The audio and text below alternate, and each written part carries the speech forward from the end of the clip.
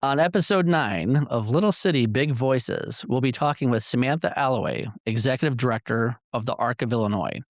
Samantha is an accomplished and influential leader known for her expertise in government, relations, advocacy, and human services. She was named to lead the Arc of Illinois in 2024 after serving as Little City's Director of Government Relations, as well as other roles in advocacy. Samantha is a mother of 3 sons, one of whom was diagnosed with autism spectrum disorder at the age of 3. This pivotal moment led her to become a passionate advocate for disability rights. Welcome, Samantha. Thank you so much, Rich. I'm so excited to be here. It's so great to have you back here at Little City. Yes. Your old stomping My alma grounds. mater is what it feels like. Yes. Yeah. Yes. It's wonderful. Awesome. Well, thank you for joining us. It's truly an honor and a pleasure, especially as great of a leader as you are for the Arc of Illinois. Thank you. With all the family advocacy that you're doing and really changing the way in a positive manner for all families across the state of Illinois. So thank you for carving out time out of your day to join us on this podcast. Well, it's an honor to be here. Obviously, be back at LC and then to have you in this role. Congratulations to you. Just so it's out there publicly, it was awesome to see you named to this role. I know you're doing an incredible job. I love watching you shine. So to be included in it is quite the honor, and I'm happy to be here today. Truly. Oh, thank you, Samantha. Appreciate that. You're welcome. Appreciate that. We certainly have an amazing team here. I've heard your story many times, and I have to say I am quite moved every time I hear it. Thank you.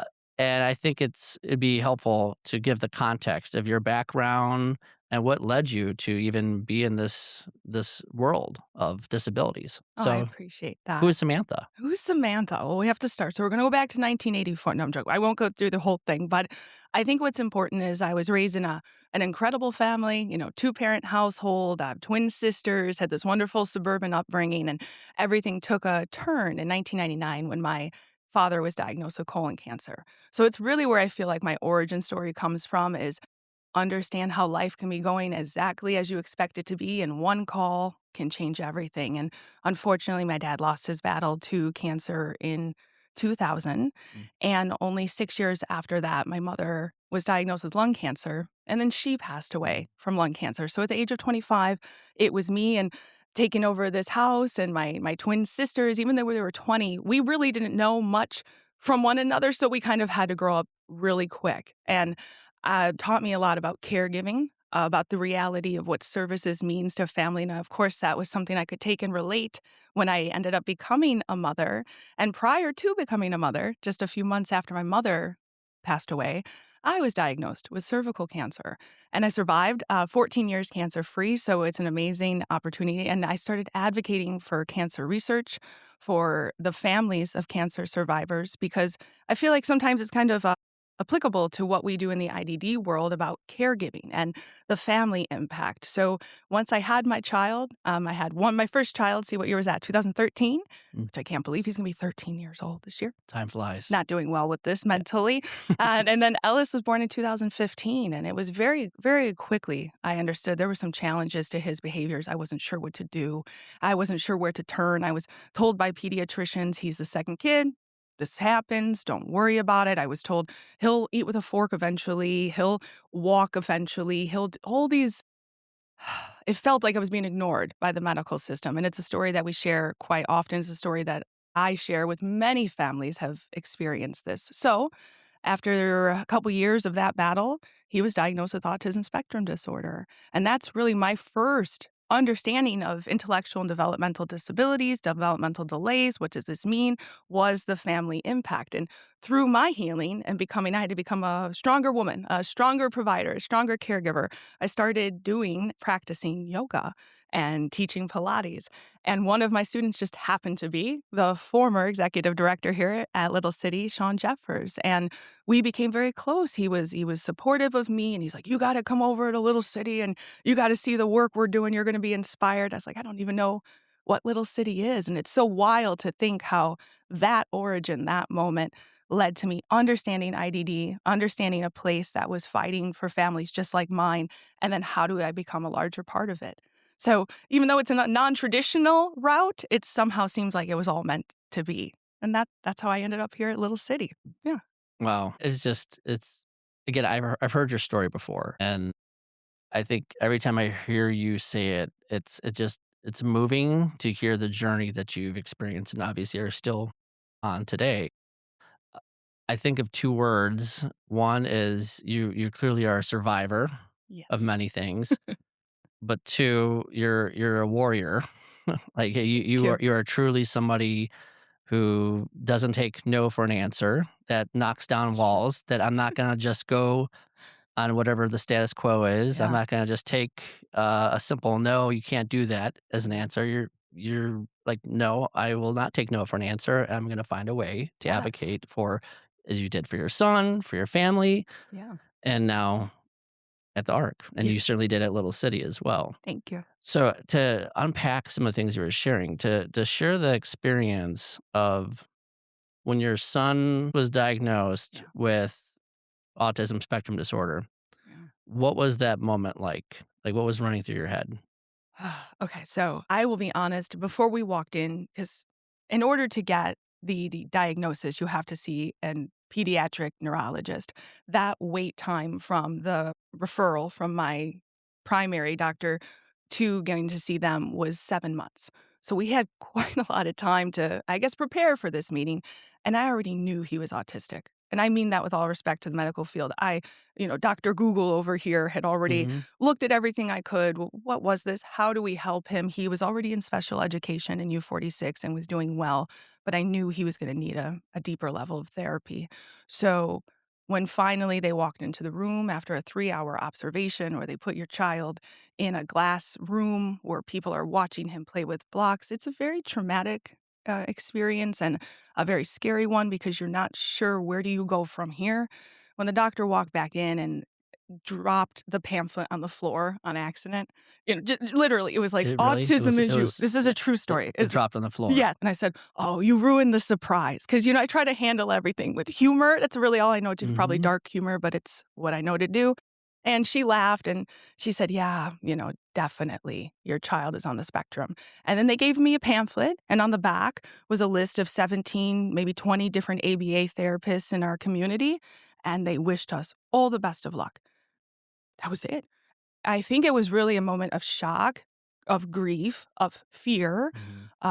of depression. I mean that because you think the biggest concern I was gonna have is he gonna play football or basketball, and that's ridiculous to think, but that's what I was thinking. "Okay, we got 2 boys, and they're only 20 months apart. Which team will they be on?" And to think, "Will he be able to play football? Will he be able to play at all? Will he be able to go to school?" It just was overwhelming, and I'm very blessed to have Josiah, to have their dad who is the balance to that. I'm up here worrying about these things. He's like, "Let's first steps first.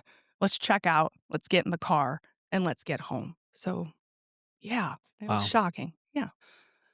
And I have to imagine, building upon something you said, is that it's natural for us as humans or as parents to sort of map out in our mind that future for our child Yeah. of like, this is how it's going to look. And here's all the milestones they're going to hit. And we reflect on our own lives. And I remember back when I was a kid, I did this. Yeah.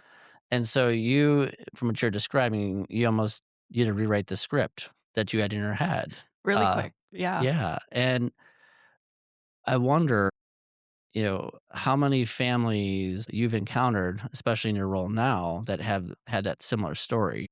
Many. This is a very common story. Yes, and I think that's why I'm very passionate about the Arc of Illinois, is it's the first time in my life I understood how not alone I was in my journey. It feels alone. You feel siloed because who do you talk to? I didn't have a mom and dad, so I didn't have those, let's say, third-party parents being like, "Have you done this?" or "He should be talking by now." I didn't have any of that, so Mhm. we were kinda just, you know, I don't know, freeing it. We were Winging like, it, "Let's yeah, see how this parenting thing works yeah. out." We didn't know what to expect. Nobody was telling us what to expect, so I thought I was all alone. And being in this role and having the calls and the parents tell me their story, we were never alone. And I think that's what's an amazing opportunity at the Arc of Illinois is you join forces as families. And I know as a provider and coming to work from a provider, I know that's exactly what providers are always trying to, I really believe that, are doing is providing the best services possible. And when the families know they're not alone in that journey, it's just a little bit of weight off your shoulder. And so at the time, yes, I felt alone. And that's why I'm happy to be here because I know I really never was. Yeah. Well, this is selfishly a unique podcast for myself because I'm interviewing a parent, I'm interviewing Yes. an advocate, I'm interviewing a colleague, Yes. professional. I definitely want to touch on your work with the ARC of Illinois Okay. and all that. Before we go there, the statement you made about getting that pamphlet and getting a list of, you said about 20 providers and Yes. saying best of luck to you. Yes.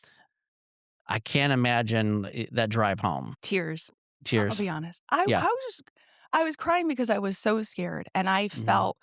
I felt like a failure. I mean, I think that's something that you're not making the best decisions because it's so hard to not be in your feelings of wondering, what did I do wrong? What did I do wrong in my pregnancy? Was it the pill that I took while I was pregnant? Was it that last F45 workout they told me not to do? Maybe I shouldn't have. What did I do and what could I have done to take this challenge away from him? And so I think a lot of that tear was guilt, was fear that I had done something. And then it was anger. I'll be honest, I think, grief, it's not crazy for grief to turn into anger because why me? And Yeah. that's a horrible mindset. And it's not fair because if there had been a crystal ball and I had seen where Ellis is now and that all the things I thought couldn't happen could, Yeah. if there had been a voice in my ear telling me, this is just step one. You've got years of amazing adventures ahead of you. Mhm. You're going to meet the most incredible people on earth in this journey.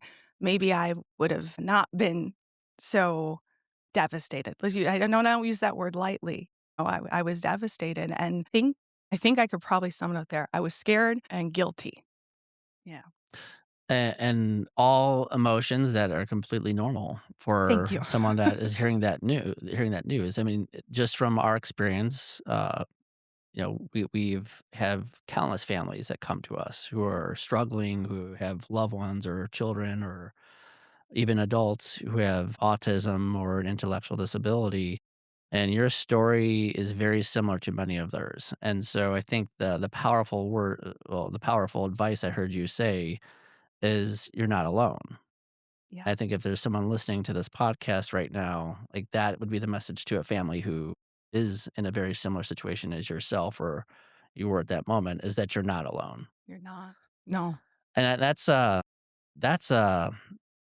eye opening, I think, for many, especially, I'm sure maybe you did experience this, maybe you didn't, but just from conversations with other families, it could be such an isolating moment as Yes. well, where you think this is only happening to me, Oh, no yeah. one else.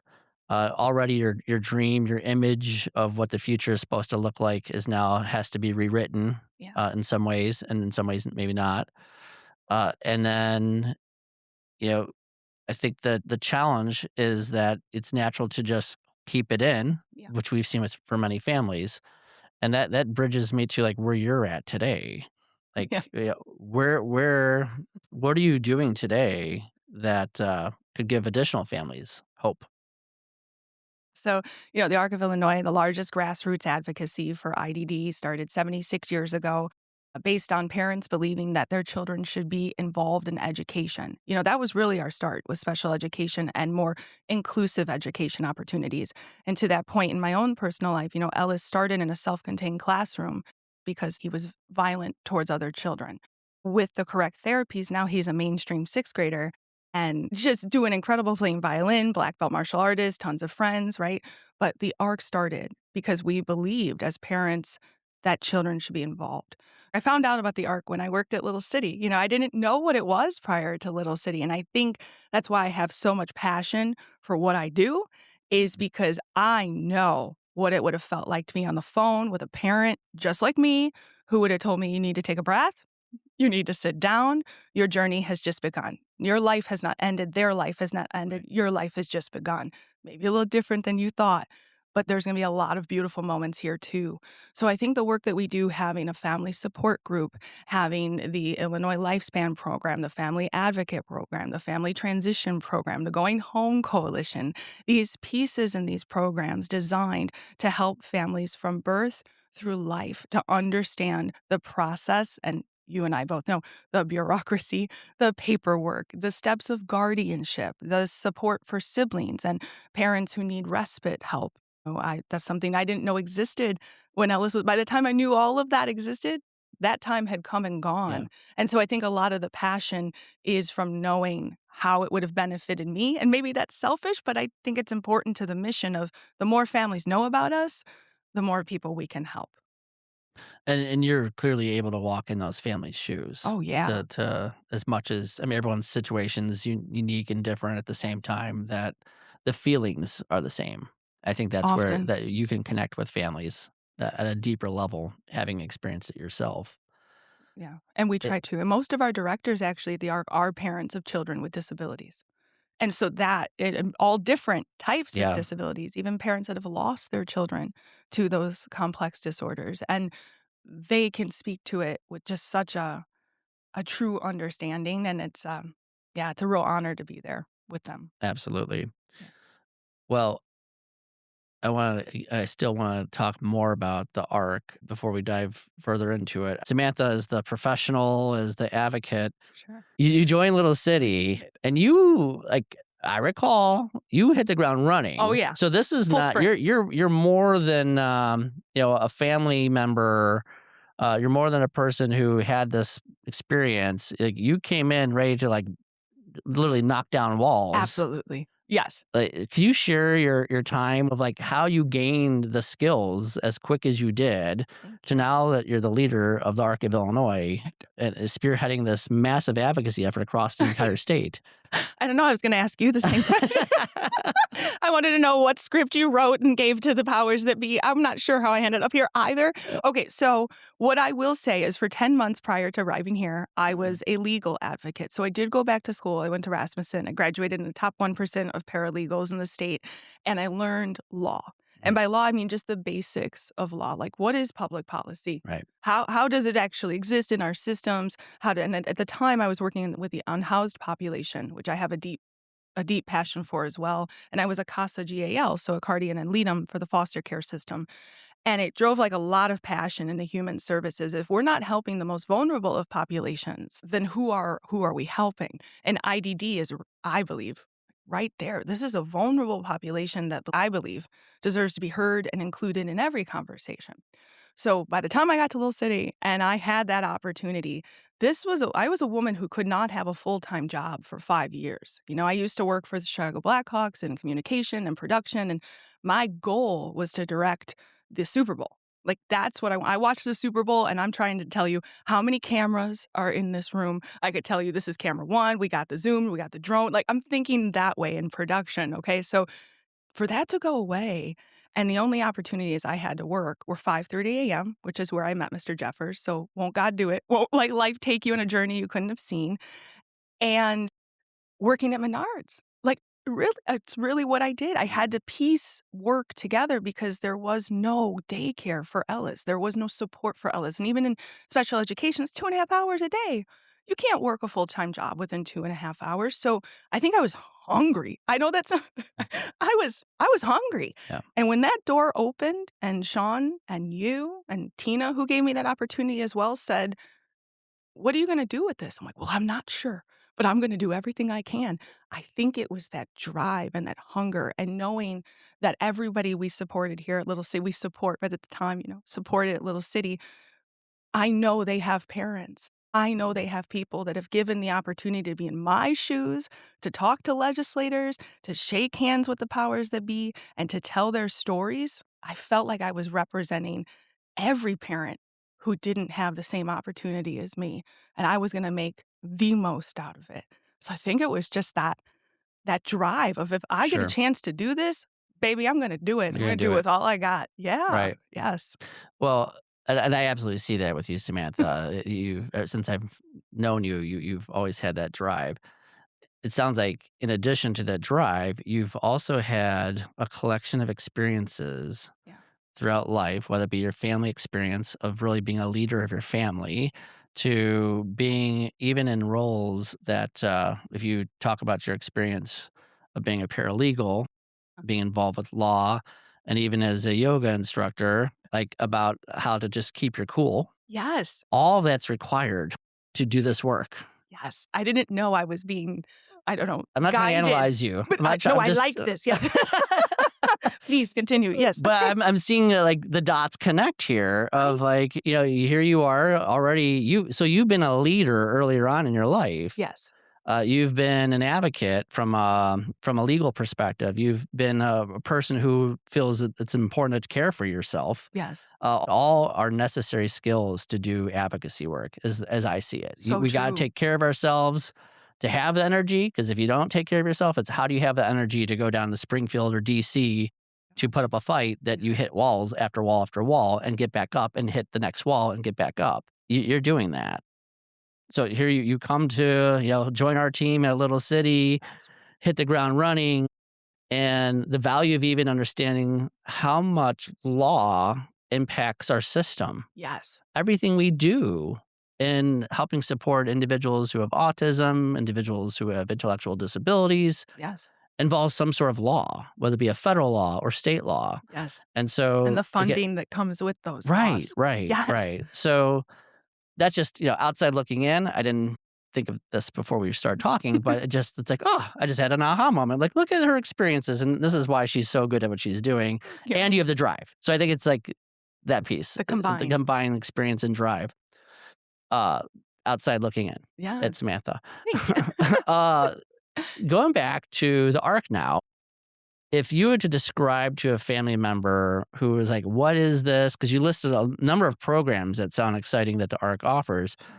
To the average family member who might have a loved one or child who was maybe just diagnosed or recently diagnosed with a disability, how would you describe the ARC of Illinois to them and how it could help them?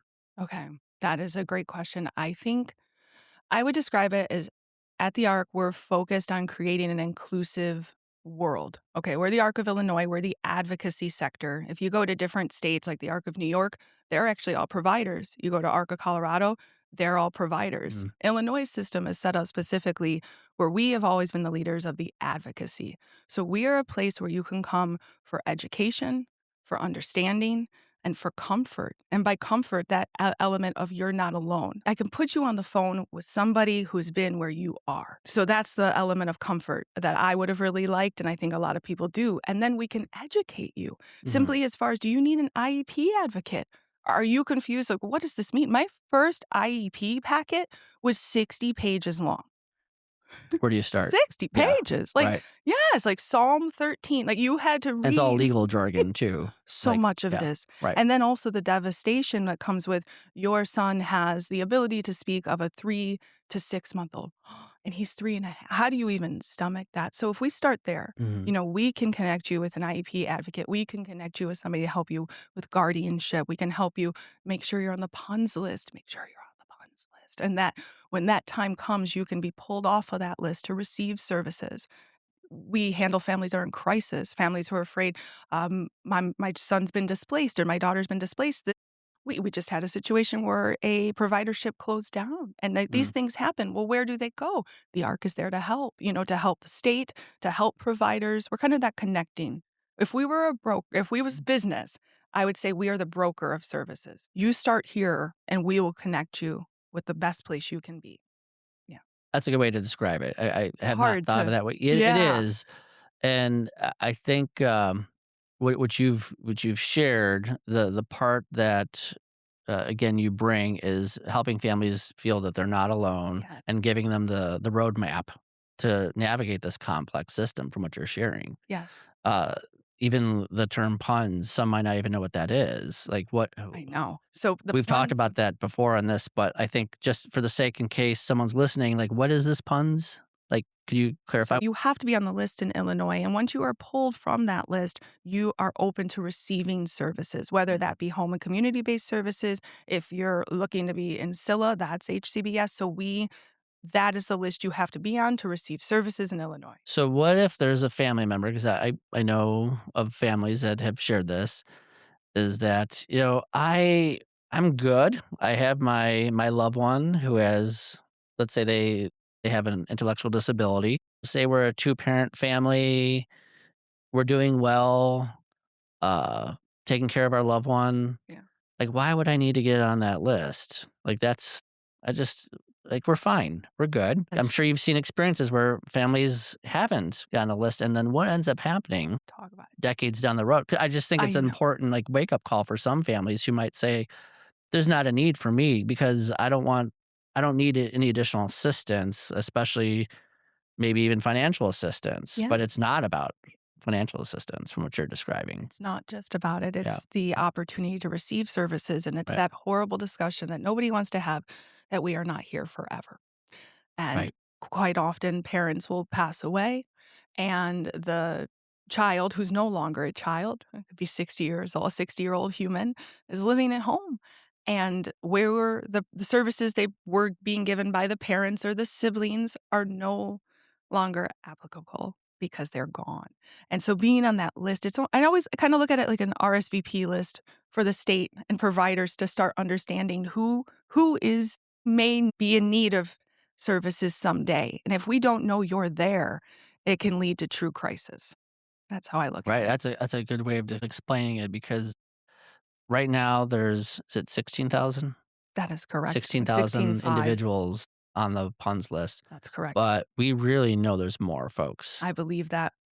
I absolutely believe that. Yes. And if those folks are not on the PUNS list, Correct. then it's hard for us, when I say us, like you and our organization, the Us. ARC and Little City and other Yes. providers to advocate for the needs because the needs then become unpredictable. So, Yes. next decade or the decade after that, as caregivers are aging, more and more folks need services that we never even knew needed services. So that list of 16,000 is now jumps to, 26,000 or more. Yes. So it sounds like that's, again, a critical aspect of what the ARC could do is help families navigate that process to get on the puns. Yeah, and explain how to go to your ISC and how to do that process, and we're the distributor of the letters. So when the state releases the PUNS list, we have however many, 300, 700, whoever's been released, and the ARC of Illinois is who sends those letters. And then we provide know your options for Mhm. families to understand what that exactly means. So again, the ARC is that educational piece that helps families throughout the journey.